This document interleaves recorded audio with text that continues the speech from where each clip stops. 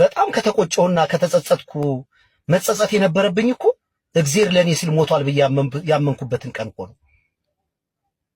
ምንጭ እንዴት ይሞታል?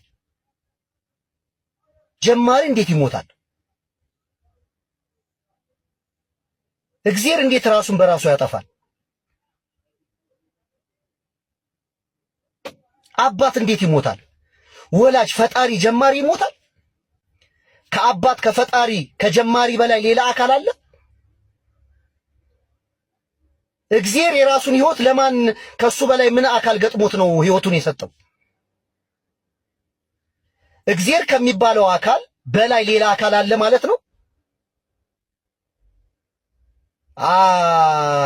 ምንድነው እንደ ህንድ ፊልም ራሱን በራሱ አሳልፎ የሰጠው ለማን ነው? አባት ሰጪ ነው፣ ልጅ ደግሞ ተሰጪ ነው።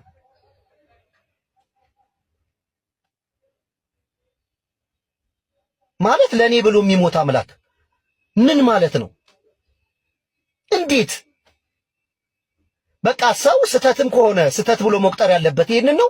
ከተጸጸተም በዚህ ነገር ነው መጸጸት ያለበት።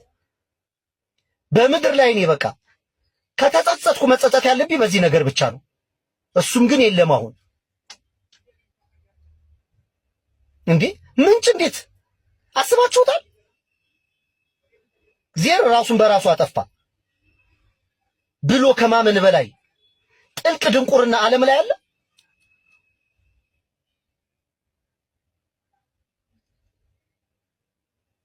መጽሐፍም ቢሆን በደንብ አንብቡ። መጽሐፍ በጭራሽ እግዚአብሔር ሞተ አይልም። ደግማችሁ አንብቡት ከዘፍጥረት ጀምራችሁ።